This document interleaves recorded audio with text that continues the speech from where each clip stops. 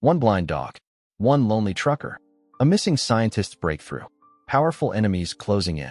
Jack never expected a roadside rescue would put him in deadly danger or heal his broken heart.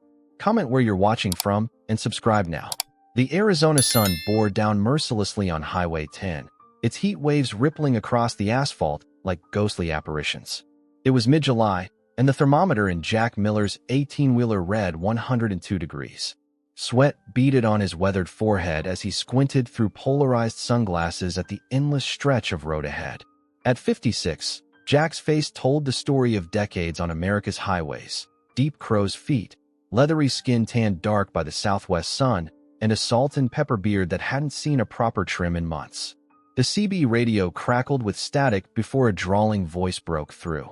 Eastbound traffic slowing near mile marker 242, jackknifed semi. Might want to reroute, Road Warrior. Copy that, Jack mumbled, adjusting his Diamondbacks cap. Road Warrior, a handle he'd earned years ago and now wore like an old, comfortable shirt. He was hauling industrial parts from Phoenix to El Paso, a route he'd driven hundreds of times. Jack preferred the solitude of long hauls. The cab of his Peterbilt was the only home he truly recognized anymore. The dashboard was adorned with just one personal item: a faded photograph of a woman whose smile hadn't graced his life in 15 years. As he approached mile marker 235, something on the shoulder caught his eye, a shape moving erratically along the guardrail. Jack instinctively eased off the accelerator, watching as the tan and black figure stumbled dangerously close to the fast-moving traffic. Christ almighty, he muttered, flicking on his hazards and carefully pulling onto the shoulder. The animal, a German shepherd, didn't react to the massive truck stopping nearby. Instead, it continued moving forward with uncertain steps, head swaying slightly, as if searching for something it couldn't find. Jack grabbed a bottle of water and climbed down from his cab. The heat hit him like a furnace. "Hey there, boy," he called out, keeping his voice low and steady. The dog froze, ears perked toward Jack's voice, but eyes staring vacantly ahead. "Jesus," Jack whispered as he drew closer. The dog's eyes were clouded, unfocused, completely blind. Its ribs showed through a once glossy coat, and dried blood matted the fur around one ear. When Jack reached out slowly, the dog flinched but didn't run. "It's okay, fella. Not gonna hurt you." A car whizzed by, missing them by mere feet. The dog whimpered, trembling violently. "You can't stay here." Jack hesitated, looking at his watch. This delivery had a tight window, and delays meant money lost. But something about the dog's helpless nobility struck a chord deep within him. With careful movements, Jack slipped his belt through the dog's collar. "Come on, boy. Let's get you somewhere safe." The dog resisted initially, then cautiously followed Jack's gentle tugs toward the truck. "You got a name, huh?" Jack murmured, helping the animal into the passenger seat. The dog's tags had been removed, leaving only an indentation in the leather collar where they once hung. As Jack climbed back into the driver's seat, the dog's head turned toward him, those clouded eyes somehow finding his face. "Well," Jack said, starting the engine, "guess you're riding shotgun today." He didn't know it yet, but in that moment, Jack Miller's carefully constructed solitude had just been irrevocably shattered. The veterinary clinic in Tucson sat wedged between a Walgreens and a 24-hour laundromat. Desert Valley Animal Hospital was a small, independent operation run by Dr. Elena Sanchez, a 40-year-old veterinarian with kind eyes and no-nonsense efficiency. The waiting room smelled of antiseptic and dog treats when Jack entered, the German shepherd trembling against his leg. "My God," Dr. Sanchez breathed when she saw them. "Get this poor boy into room 3, Melissa," she instructed her assistant, a college student with purple-streaked hair and compassionate hands. Jack shifted uncomfortably in the exam room, feeling out of place among the cheerful posters of healthy pets. His calloused hands, stained with engine grease that never fully washed away, fidgeted with his truck keys. "How long have you had him?" Dr. Sanchez asked, gently examining the dog. "About 2 hours," Jack replied. "Found him wandering on I-10. Dr. Sanchez's hands moved expertly over the animal. "He's dehydrated, malnourished, but no major injuries besides some scrapes. The blindness, however." She clicked on a penlight, examining the dog's clouded eyes. "This isn't recent." Complete opacity in both corneas. So he's been blind a while? Years, possibly. The way he compensates with his other senses suggests he's adapted. She reached for a handheld device. Let's check for a microchip. When the scanner beeped, Dr. Sanchez's eyebrows shot up. Well, that's interesting. What is it? This isn't a standard pet microchip. It's much more sophisticated, the kind used in research animals. She tapped at her computer. Let me see if I can access the database. While they waited, Jack found himself stroking the dog's head. The animal leaned into his touch with surprising trust. You got a name for him yet? Melissa asked, entering with fresh water. Jack stared at the dog's regal profile despite its condition. Ranger, he said, surprising himself. He looks like a ranger. Dr. Sanchez's sharp intake of breath drew their attention back to the computer screen. Jack, this dog belongs to Dr. Caroline West, one of the most prominent neurological researchers in the country. Her voice dropped. She was reported missing 2 weeks ago from the Sonoran Neurological Institute. Missing? Like kidnapped. The news said she simply vanished, left her lab one evening, and never made it home. Dr. Sanchez turned to him. This is potentially serious. We should notify authorities. Jack's stomach nodded. He'd spent decades perfecting the art of flying under the radar, avoiding complications. This had trouble written all over it. Look, I just wanted to make sure the dog was okay. I've got a delivery schedule, Mr. Miller, Dr. Sanchez interrupted firmly. This could be evidence in an ongoing investigation. The weight of responsibility settled uncomfortably on Jack's shoulders. He looked down at Ranger, who sensed the tension and pressed closer to his leg. Fine, he sighed. Make the calls. 3 hours and 2 police interviews later, Jack sat in the clinic parking lot, smoking his first cigarette in 6 years. His delivery was now officially late. The cops had been surprisingly disinterested after taking his statement, almost dismissive. Something didn't sit right. The clinic door opened, and Dr. Sanchez emerged with Ranger on a makeshift leash. They said animal control will take him tomorrow, she explained, until the investigation determines next steps. Jack looked at the dog, standing alert despite his blindness, ears perked toward Jack's voice. That's a shame, he muttered, flicking his cigarette away. Dr. Sanchez studied him for a long moment. Or, she said carefully, someone could foster him temporarily. Jack met her gaze. I live in my truck half the time. And dogs love riding in trucks, she countered with a small smile. Ranger took a step toward Jack, as if casting a vote. Damn it, Jack whispered, reaching for the leash. One night, just until something better comes along. Dr. Sanchez's knowing smile suggested she saw right through him. Jack's apartment complex, Saguaro Vistas, was a modest collection of sand-colored buildings on Tucson's east side. His ground-floor unit was sparsely furnished, a testament to a life spent largely on the road. A worn leather recliner faced a television he rarely watched. The kitchenette contained mismatched dishware and a coffee maker that had seen better days. The walls remained bare except for a vintage Peterbilt calendar and a dusty Arizona highways photograph of Monument Valley.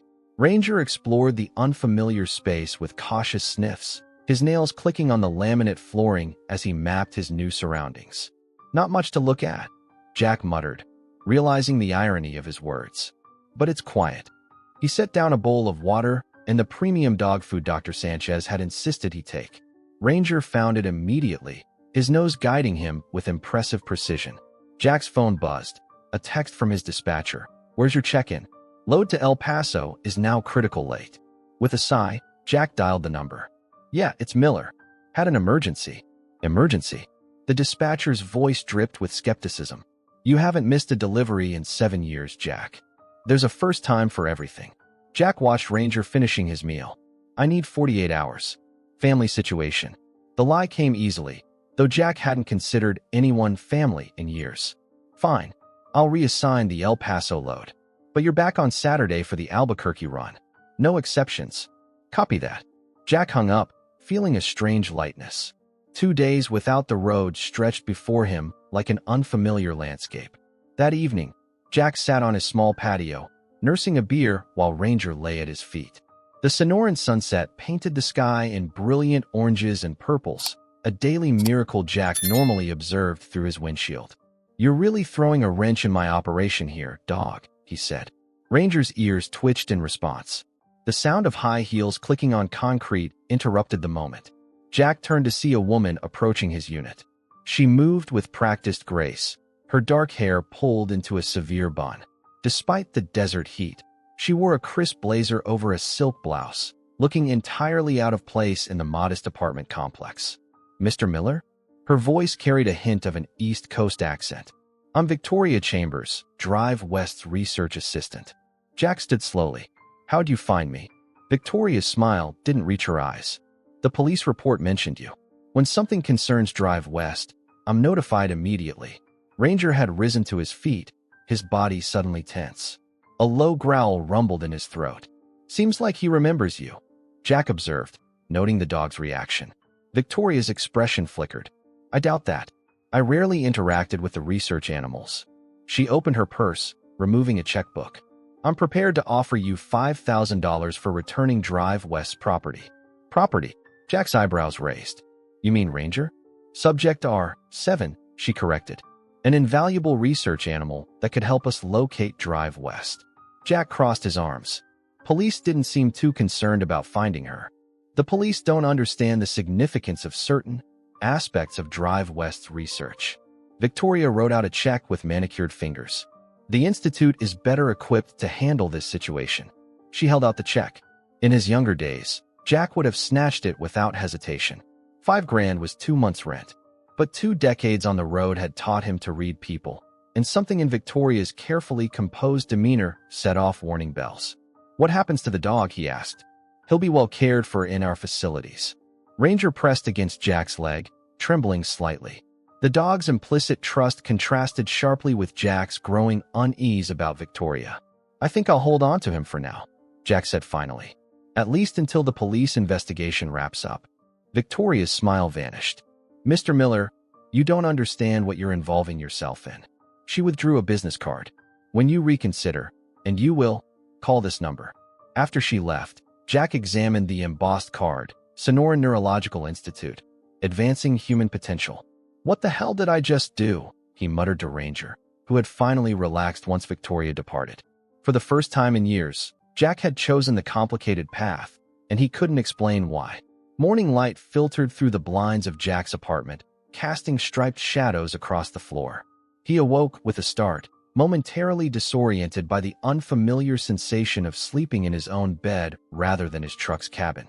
A warm weight pressed against his leg. Ranger, who had somehow hopped onto the mattress during the night. "That's not going to be a habit," Jack grumbled, though without conviction.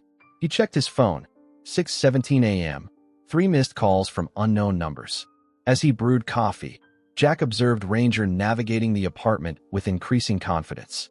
The dog had already memorized the layout, avoiding furniture with only occasional bumps.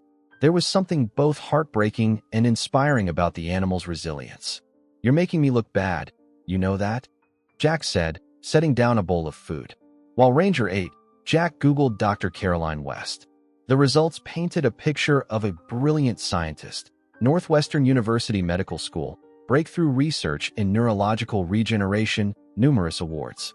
The most recent articles reported her disappearance with clinical detachment, prominent researcher missing, foul play not suspected. The lack of urgency struck Jack as odd for someone of her stature. A knock at the door interrupted his research.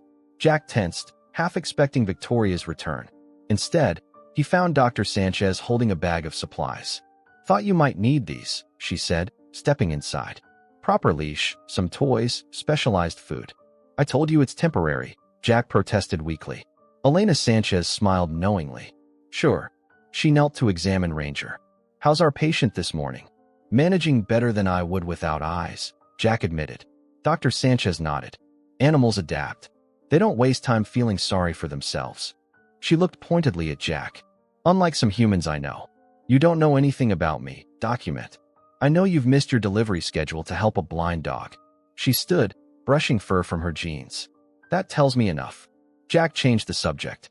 "Got a visit last night from someone claiming to be West's assistant. Offered $5,000 for Ranger." Elena's expression darkened. "And didn't take it." Something felt off. He described Victoria's demeanor and Ranger's reaction. "Trust that instinct," Elena said sharply. The microchip in Ranger is unlike anything I've seen in veterinary practice. It's storing massive amounts of data, not just identification. Jack frowned. What kind of data? I don't know, but I have a colleague at the university who might be able to help. She hesitated. Jack, if West's research was valuable enough, people might go to extreme lengths to acquire it. You're saying I should be worried. I'm saying be careful. She headed toward the door. I'll check on that microchip data. Meanwhile, maybe take Ranger somewhere less findable. After she left, Jack paced the small apartment, feeling like the walls were closing in. He wasn't built for this kind of complication. His life operated on simplicity: pick up, deliver, repeat. No attachments, no entanglements. He glanced at Ranger, who sat alert, tracking Jack's movements with his ears. You're a real pain in my ass, you know that? Jack said. Ranger tilted his head, as if considering this assessment. With a deep sigh, Jack grabbed his duffel bag and began packing. Let's go for a drive, boy. 20 minutes later, they were heading north on Highway 77 in Jack's personal vehicle, a weathered Ford F-150. His dispatcher would be furious about the extended absence, but Jack couldn't shake the feeling that staying put was dangerous. The truck's radio crackled with a local news update. Police continue searching for missing neurologist Dr. Caroline West. Colleagues at the Sonoran Institute express growing concern as the 2-week mark approaches with no communication. Jack glanced at Ranger, who sat upright in the passenger seat, nose angled toward the open window, taking in the desert scents. What did you get us into, boy?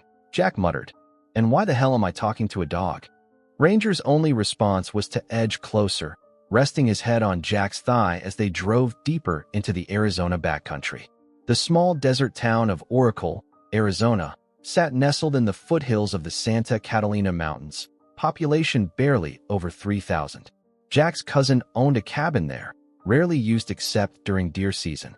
Jack hadn't spoken to Terry in years, but still had the hidden key location memorized, under the third flower pot on the west side of the porch. The cabin was basic but functional.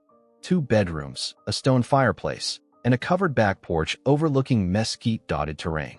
Most importantly, it was isolated, accessible only by a winding dirt road that discouraged casual visitors. Home sweet home, Jack announced to Ranger as they entered the musty interior. At least for a few days. After settling in, Jack connected to the surprisingly decent Wi-Fi and continued his research on Caroline West. He found himself scrolling through the Sonoran Neurological Institute's website, examining staff profiles. When he clicked on Research Team, a familiar face stopped him cold. Son of a bitch, he whispered, staring at the screen. There, listed as Emily Brennan, Research Associate, was a young woman with auburn hair and his sister's eyes. His niece, whom he hadn't seen since she was 10 years old. Jack felt like he'd been sucker punched. 22 years ago, he'd walked away from his family after a catastrophic falling out with his sister, Margaret. She'd called him selfish, unreliable, accusations that cut deeper because they contained kernels of truth. He'd missed Emily's 11th birthday party because of a last-minute haul. That had been the final straw for Margaret. Your job will always come first, Jack, she'd said. We're done being second place. He'd left Tucson the next day, returning only years later when his nomadic lifestyle demanded a home base.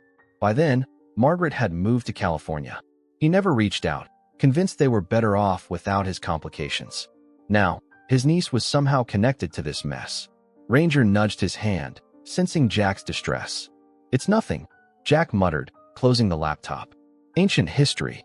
That evening, as desert temperatures plummeted, Jack built a fire in the stone hearth. He sat on the threadbare couch, nursing a whiskey while Ranger explored the cabin's perimeter. The dog had adapted remarkably quickly to each new environment, his other senses compensating for his blindness. The silence was broken by Jack's phone ringing. Dr. Sanchez. Where are you? She asked without preamble. Somewhere quiet. What did you find out? My colleague managed to access part of the microchip data, Elena said, her voice tense. Jack, it contains fragments of research data, experimental treatment protocols for optic nerve regeneration. In English, document. West was developing a cure for certain types of blindness.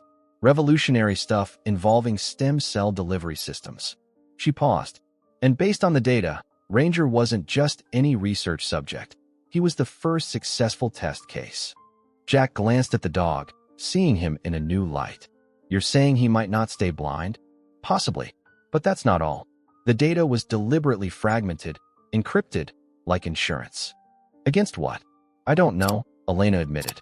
But Jack, my colleague recognized some of the data structures. They're identical to research that Nexalin Pharmaceuticals tried to patent last year. Corporate espionage. Maybe. Nexalin CEO sits on the board of the Sonoran Institute. She hesitated. There's one more thing. You mentioned West's assistant, Victoria Chambers? There's no Victoria Chambers listed as staff at the Institute. Cold unease spread through Jack's chest. So who came to my apartment? Exactly. Be careful, Jack. I'll keep digging. After hanging up, Jack stared into the fire, the implications settling like a heavy weight. His simple act of compassion had dropped him into something far beyond his understanding. A sharp knock at the cabin door shattered the silence. Jack froze. Nobody knew he was here. Nobody except Dr. Sanchez. Ranger was already on his feet, head oriented toward the door, but strangely, he wasn't growling. His tail gave a hesitant wag. Moving silently, Jack reached into his bag and withdrew the .38 revolver he kept for emergencies on the road. He approached the door cautiously, positioning himself to the side. Who is it? He called out.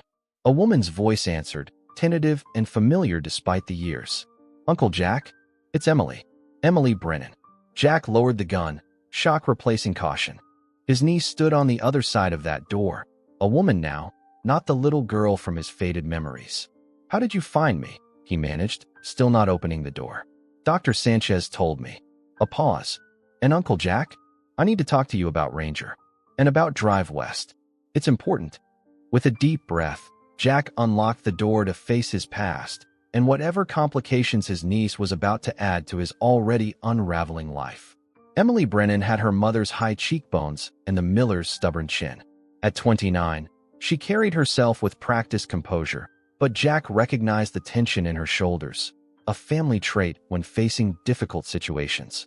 Her auburn hair was shorter than in her staff photo, cut in a practical bob that framed intelligent eyes now widened at the sight of her long-absent uncle.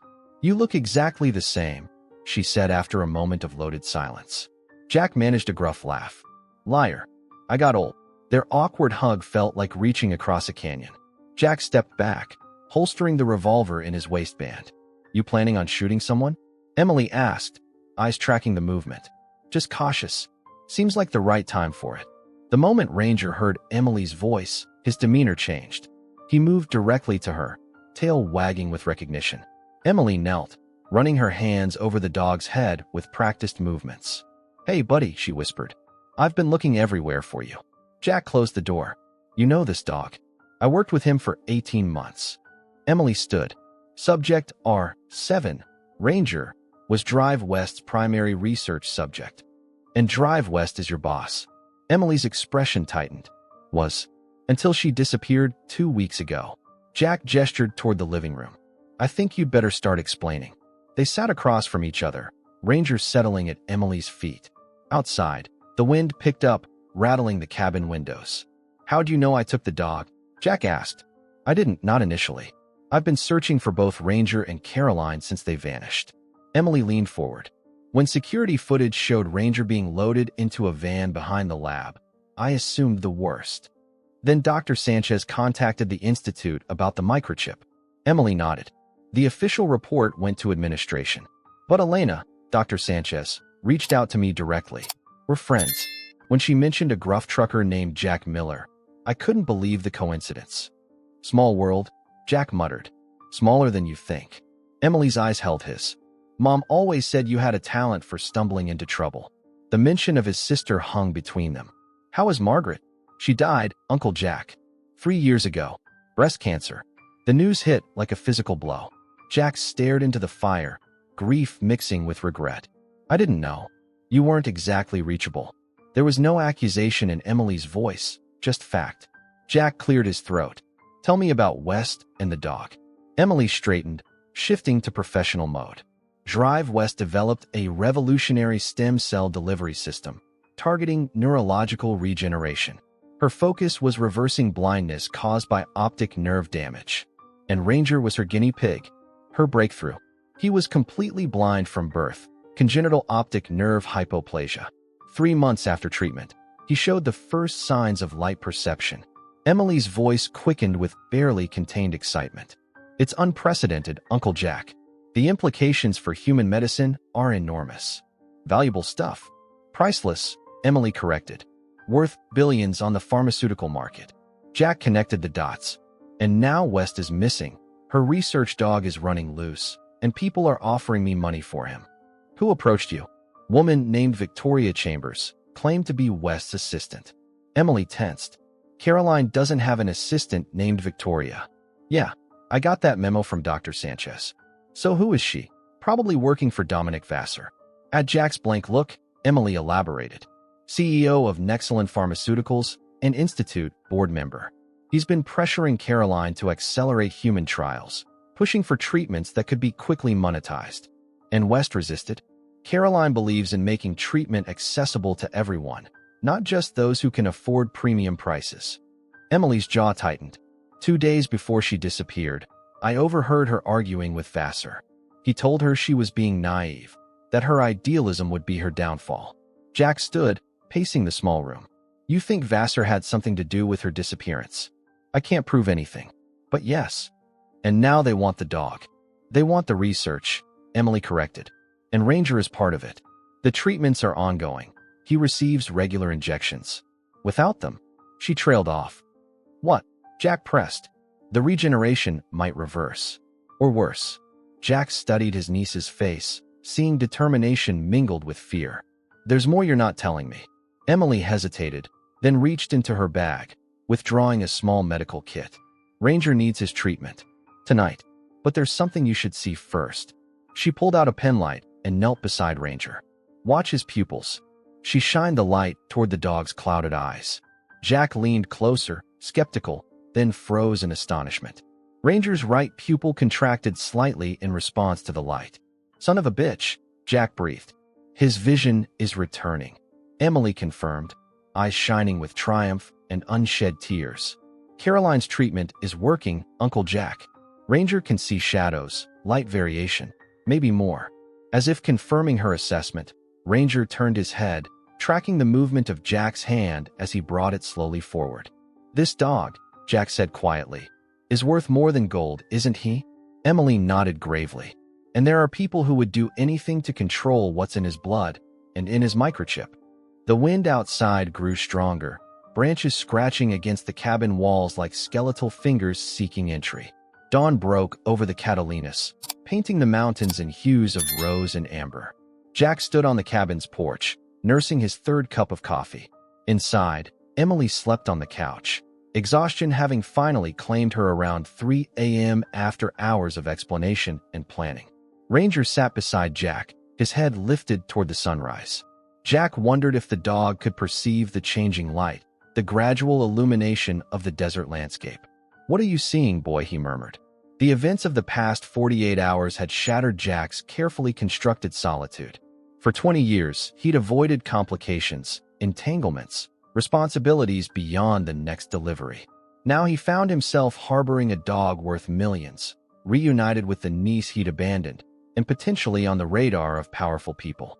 Emily had administered Ranger's treatment, a carefully measured injection that she'd smuggled from the lab before going off-grid herself.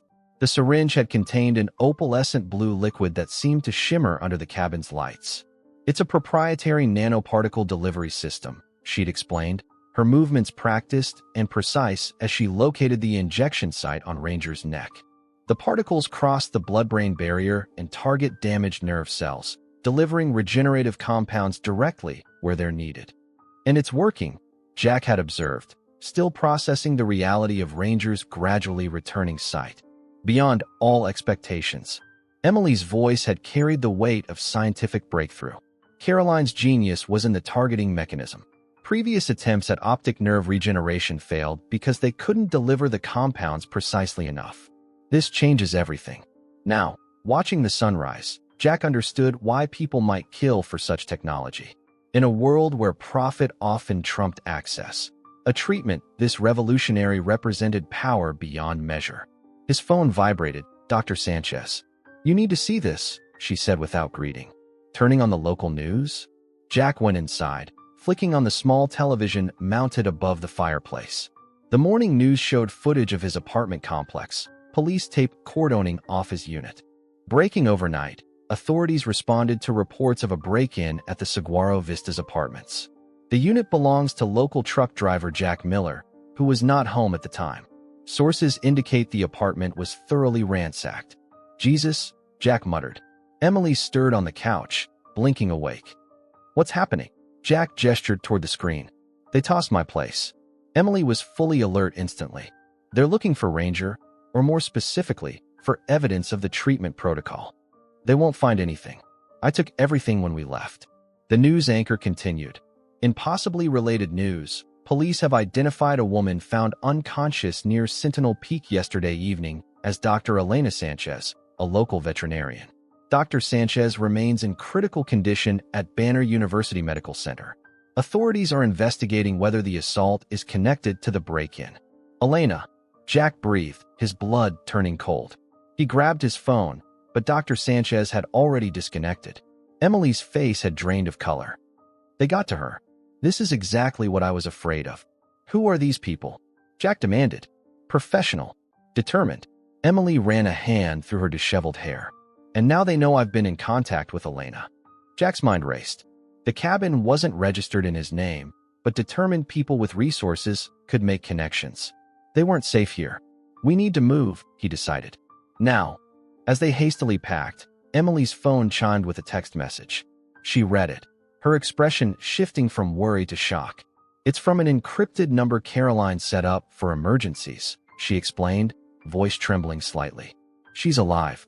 What does it say? Emily showed him the screen. Protocol working. Ranger is key. Trust no one at the Institute. Follow the dog. CW, follow the dog? Jack repeated. What the hell does that mean? Emily stared at Ranger, who was standing alertly by the door.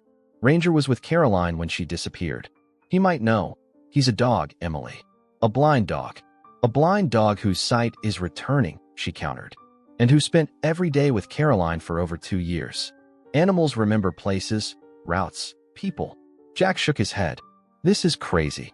Do you have a better idea? Emily challenged, her chin lifting in a gesture so reminiscent of her mother that Jack felt a pang of loss.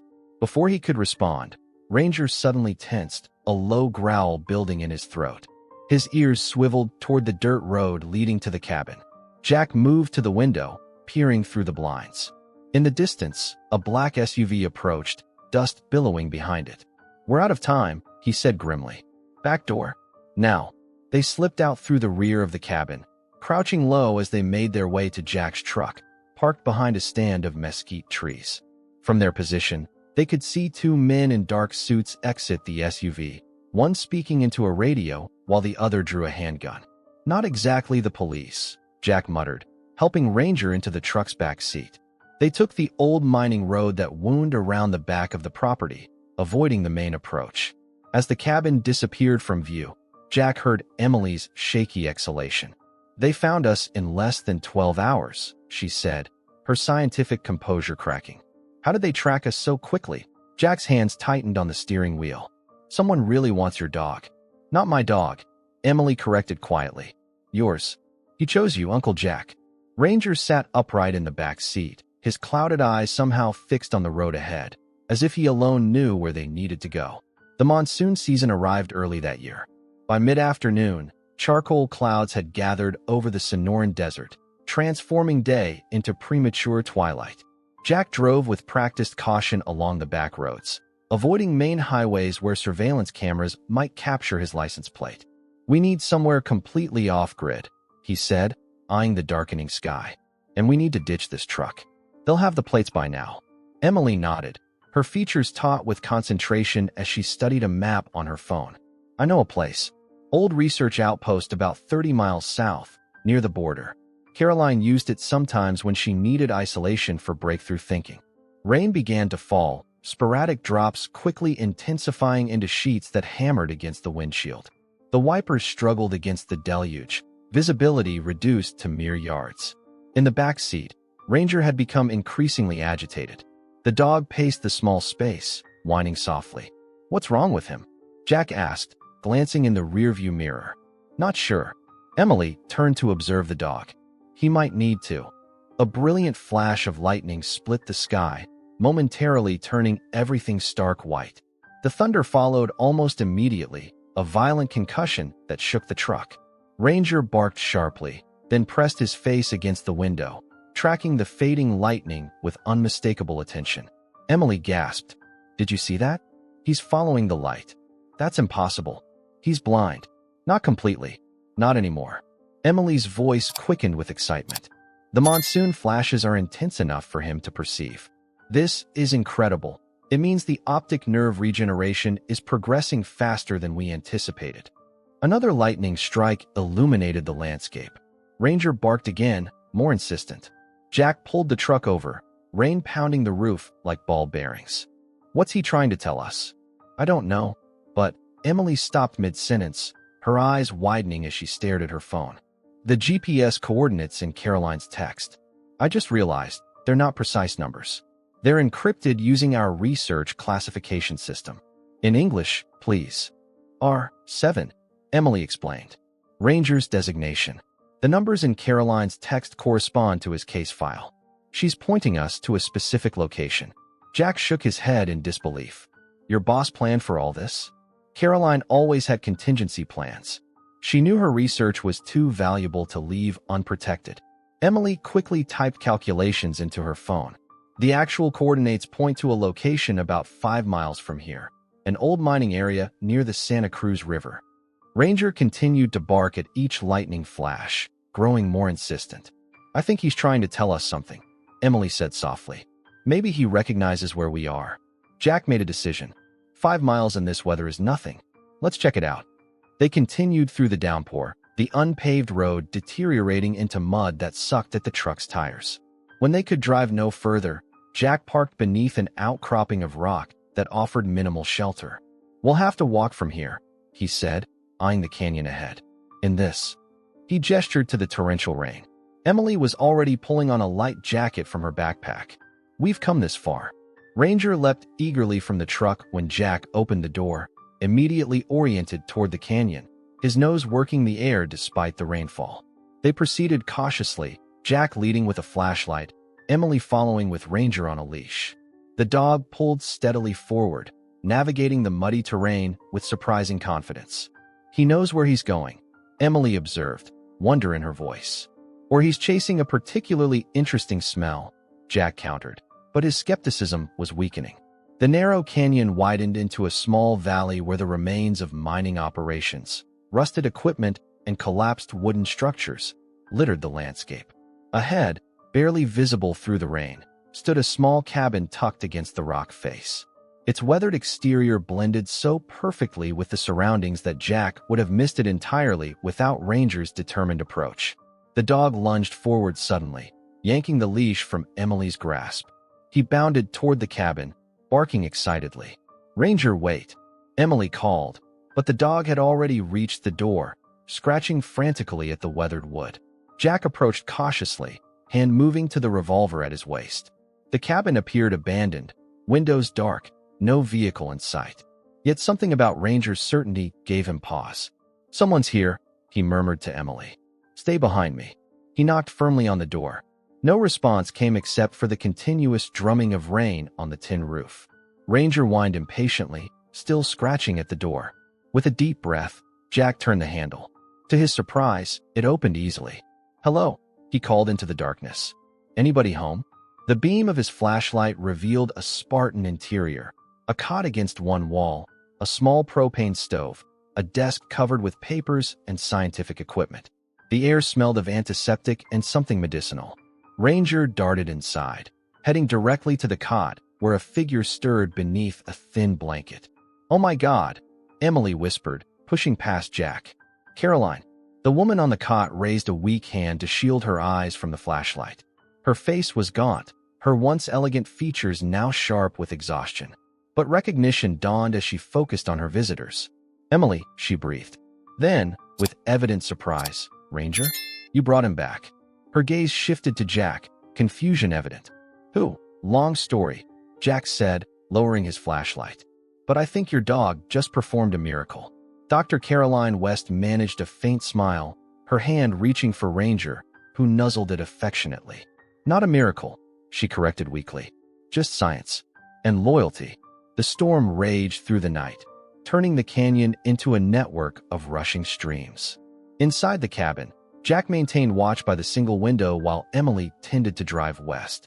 The scientist's condition was concerning: dehydration, malnutrition, and a badly infected wound on her left leg where she'd cut herself fleeing through the desert. I had to disappear, Caroline explained, her voice stronger after several hours of rest and the emergency supplies from Emily's pack. Vassar was planning to seize my research. He had board approval to redirect my work toward accelerated commercialization. Stealing it, Jack translated bluntly. Legally stealing it, Caroline corrected. The Institute owns the patents on paper. I'm just the inventor. Her bitter laugh dissolved into a cough.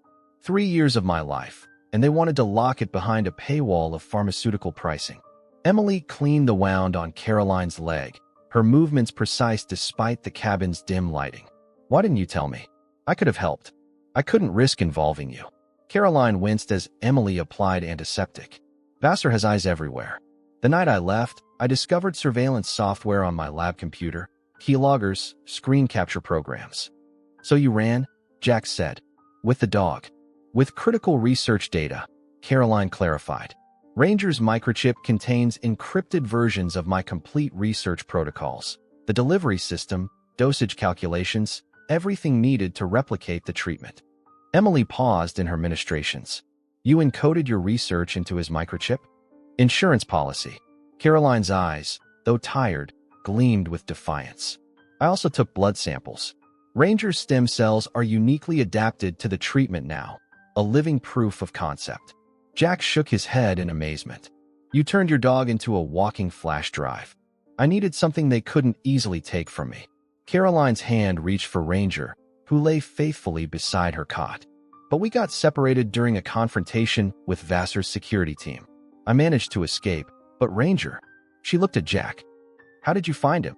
Jack explained his encounter on the highway, the veterinary visit, and Victoria's offer.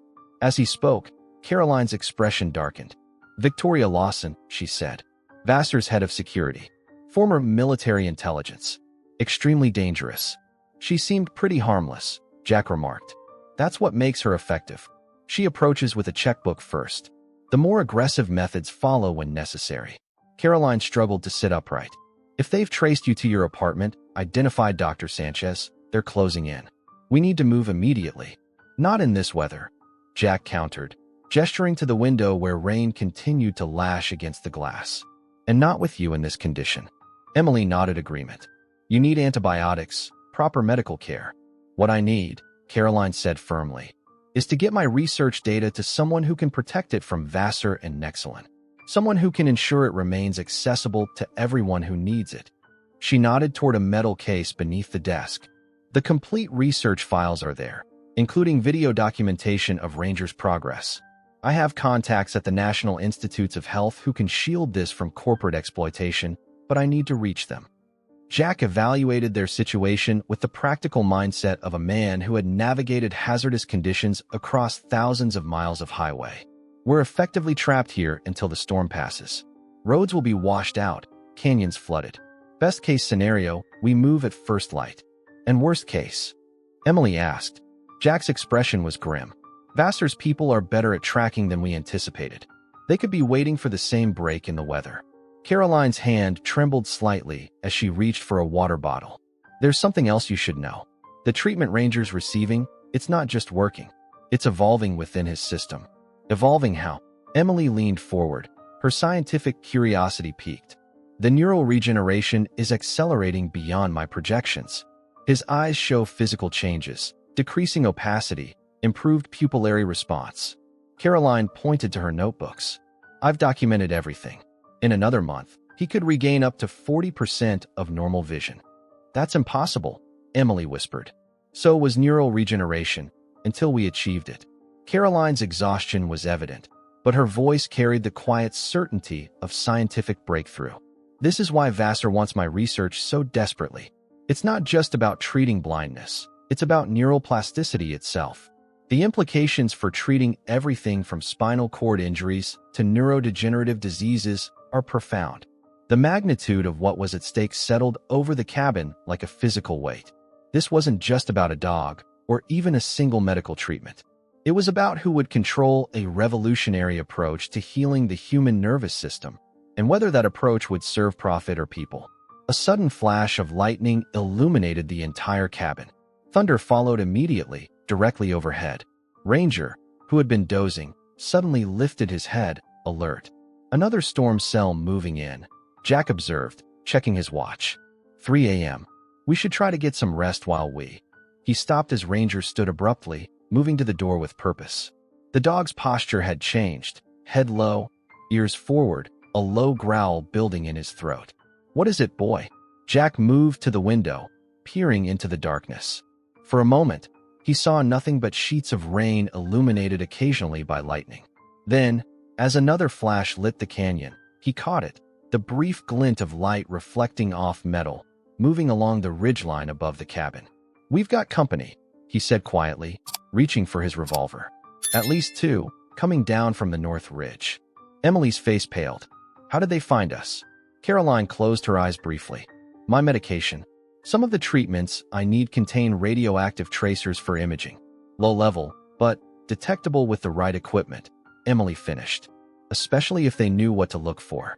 Outside, barely audible beneath the storm, came the sound Jack feared most, the low rumble of vehicle engines approaching from multiple directions. "We're surrounded," he said grimly. The rain had finally stopped by dawn, leaving the desert landscape transformed. Muddy rivulets carved new paths through the canyon, and debris from the flash flooding littered the valley floor. Inside the cabin, Jack, Emily, Caroline, and Ranger maintained a tense vigil. Through careful observation during the night, they had confirmed their situation. For men positioned strategically around the cabin, and at least 2 vehicles blocking the only road access. Victoria Lawson's voice had crackled over radio transmissions they'd managed to overhear. "Secure the subjects, retrieve the research materials, no unnecessary complications. They're waiting us out," Jack had concluded after hours of watching their movements. "They know we're trapped." Now, as first light illuminated the canyon, Jack studied their options with the calculating eye of someone who had navigated countless logistical challenges. "There's a drainage culvert on the south side," he said, pointing to an old mining map Caroline had in her supplies. "It runs underneath the main access road. If we could reach it without being seen." "I can barely walk," Caroline reminded him, gesturing to her infected leg. "Which is why we're going to create a diversion," Jack replied. He turned to Emily. "You got the medical treatment for Ranger in a syringe case, right? With cooling packs?" Emily nodded. "Standard transport protocol." "What?" "They're looking for research materials. Let's give them something to chase." Jack outlined his plan, refining it with input from both women. As the sun climbed higher, they prepared to execute their desperate gambit. Emily repacked the medical case, filling it with vials of saline and blank notebooks. Jack removed the actual research materials from Caroline's metal case, replacing them with papers from around the cabin. The real data, hard drives, notebooks, and blood samples, were distributed between their personal backpacks. "I can move faster alone," Jack explained, checking the ammunition in his revolver. "I'll create a distraction, draw them away from the cabin. You two take Ranger and head for the culvert." Emily shook her head firmly. "No, Ranger goes with you." Jack started to protest, but Caroline interjected. "She's right. Ranger's vision is improving daily. In this terrain, he can navigate better than any of us. And if you get separated from us..." She handed Jack a small medical kit. "This contains everything needed to maintain his treatment for 2 weeks. The research isn't complete without the dog." The plan solidified. Jack would leave first with the decoy case and Ranger, making a visible exit from the cabin's north side, away from the drainage culvert. Once Victoria's team pursued him, Emily would help Caroline escape southward toward the culvert, carrying the actual research. "We rendezvous at the Tucson Rodeo Grounds," Jack said. 3 days from now, during the annual parade. Crowds, confusion, perfect cover." Emily hugged him tightly. "Be careful, Uncle Jack." The embrace caught him off guard, a genuine connection he hadn't felt in decades. "You too, kid." He turned to drive west. Keep her safe. Caroline nodded solemnly. Ranger will lead you through the canyon safely. Trust him. Jack knelt beside the German shepherd, looking into those clouded eyes that somehow seemed clearer with each passing day. Ready for a run, boy? Ranger's alert posture was answer enough. At precisely 8:17 a.m., Jack burst from the cabin's north door, decoy case in hand, Ranger at his heels. He fired 2 shots into the air, immediately drawing attention. Through his peripheral vision, he saw dark-suited figures converging, heard Victoria's sharp commands over their radios. Jack sprinted toward the ridgeline, following a path they'd mapped out earlier, challenging but navigable. Ranger matched his pace effortlessly, occasionally moving ahead as if guiding him through safer passages. Behind them, shouts and the sounds of pursuit grew steadily louder. A bullet ricocheted off rock nearby. So much for no complications, Jack muttered, increasing his pace. The pursuit continued for nearly a mile through rugged terrain. Jack's years on the road hadn't prepared him for this kind of physical exertion, and his lungs burned with each labored breath. He glanced back to see 4 figures still following, closing the distance. This way, he gasped to Ranger, veering toward a narrow gap between 2 boulders. The dog hesitated, barking once sharply, then moved decisively in the opposite direction. Jack paused, conflicted. The gap offered concealment, but Ranger was pulling elsewhere with unmistakable urgency. Trust the dog, he reminded himself, following Ranger's lead. 20 yards later, he understood. A flash flood had carved away the ground beyond his intended path, creating a hidden drop-off that would have caused serious injury. Somehow, Ranger had sensed it. They pushed forward, the terrain growing increasingly challenging. Jack's legs trembled with exertion, but the sounds of pursuit had dimmed slightly. They were gaining distance. By mid-morning, they reached the outskirts of Oracle, where Jack had arranged for an old friend to leave a vehicle. The battered pickup truck sat exactly where promised, keys under the mat. Good job, boy, Jack said, helping Ranger into the passenger seat. As they pulled onto the highway, Jack glanced in his rearview mirror. No sign of pursuit, yet.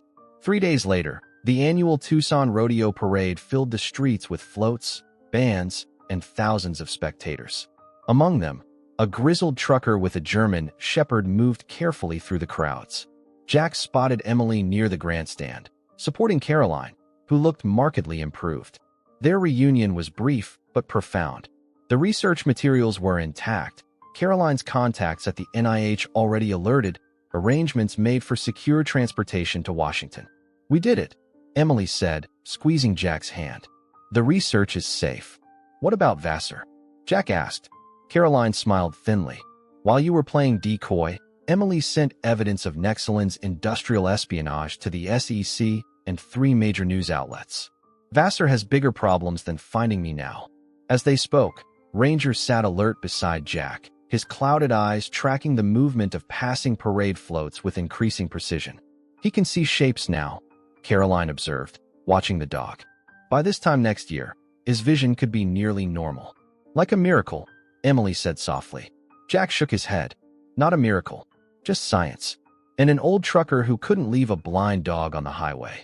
Caroline touched his arm gently. Sometimes the smallest acts of kindness change everything. Jack looked down at Ranger, remembering the terrified animal he'd found on that deserted stretch of road. The dog gazed back at him, those eyes once vacant now focused and knowing. What happens now? Jack asked, suddenly uncertain. For 8 months, his life had been utterly transformed by this dog and the complications that followed. I've been offered a position at Johns Hopkins, Caroline said. Protected research, government oversight. The treatment will be developed for public access, not private profit. And Ranger? Jack asked, though he already knew the answer in his heart. Caroline smiled. Ranger made his choice months ago, on a highway outside Tucson. Later that evening, Jack sat on the porch of Emily's small house, where he'd agreed to stay while sorting out his situation with the trucking company. Ranger lay at his feet, contentedly gnawing a bone. Inside, Emily and Caroline were on a video call with NIH officials, their animated voices occasionally drifting through the open window. Jack's phone buzzed with a message from his dispatcher. Position still open if you want it. Fleet needs experienced drivers. He looked down at Ranger, who had abandoned his bone to rest his head on Jack's boot. What do you think, boy? Back to the road. Ranger's eyes, clearer now, with a hint of the warm brown they must have been before blindness, looked up at him with what Jack could only interpret as contentment. Jack typed his response, taking extended leave. Family situation. This time, it wasn't a lie. In the year that followed, Jack modified his truck to accommodate a canine companion. Ranger became a familiar sight at truck stops across the Southwest, his vision improving steadily until only a slight cloudiness remained, a reminder of the journey that had brought them together. Emily stayed in Tucson, heading a new research division focused on neurological regeneration. Caroline's work revolutionized treatment approaches for conditions once considered permanent, earning her the recognition she deserved while remaining accessible to those who needed it most. And Jack, who had spent decades avoiding complications, discovered that the most meaningful life was often found in the very connections he had feared, a truth that had been waiting for him all along, on a deserted highway outside Tucson, in the form of a trembling silhouette that would change everything. Don't forget to hit that like button, subscribe to the channel, and turn on notifications. If you've watched all the way through, comment, "I watched the whole thing," and let me know what you thought of this story. Oh, and be sure to check out the next video that appears in the end screen. It's going to be incredibly emotional.